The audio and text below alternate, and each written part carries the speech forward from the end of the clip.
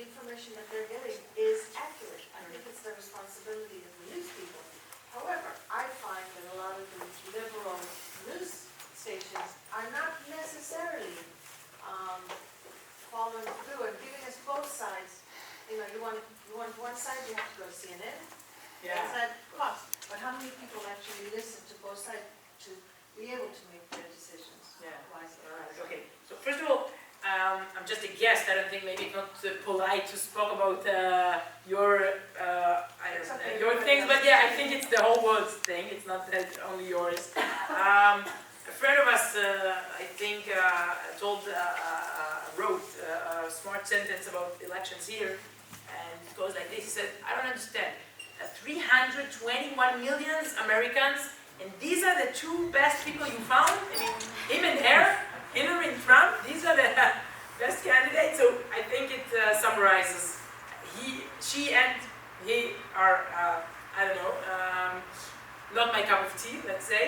I think in Israel, we can't be objective because the internal things are things you're dealing with here, and the way he treats us is something else. So I think we try to love what is good about Trump and to dislike what is bad about Trump. That's I think it's complicated. It's not these are not easy times, and I think in the special bond, Israel and the U.S. are we speak about this special relationship, but now we have in common another thing.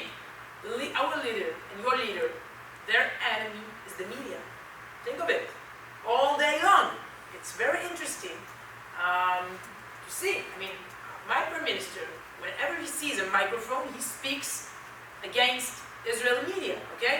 Now the main headline is in Israel now, in the Israeli media, is the media. It's crazy. We speak about it all the time, and as I see it here too. I mean, I can't say something, accurate. That's the reason. I didn't know where to sit in your hall, okay?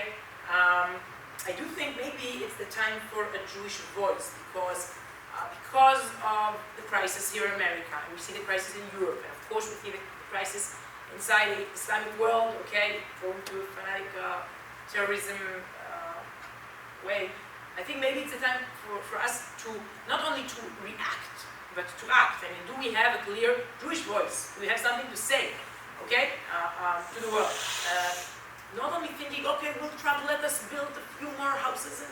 Will Trump? Okay, but what is our solution? Maybe Trump forces our prime minister for the first time to say what do we want?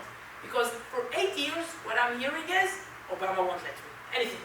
Obama won't let me to do this. Obama won't let me. We can't fight. Well, no. He's already putting his legs on the table. You know this picture? When Obama speaks to Netanyahu and the legs are on the table, we can't annoy him. Okay, so now there's a new guy in the block. What do you want to do? Okay, new guy, he has many problems. That's right. But what do you want to do? Maybe this is the first time Israel should say, what is our plan? Do we have a Jewish democratic voice of ourselves to offer the world, to give the world? Maybe you invited me here in Parashat Bo, okay?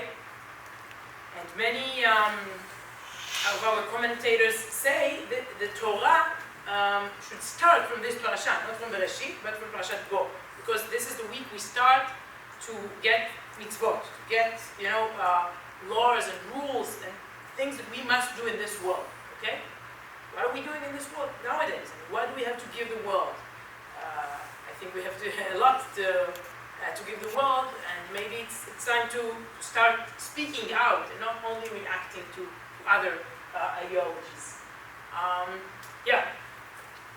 Following what you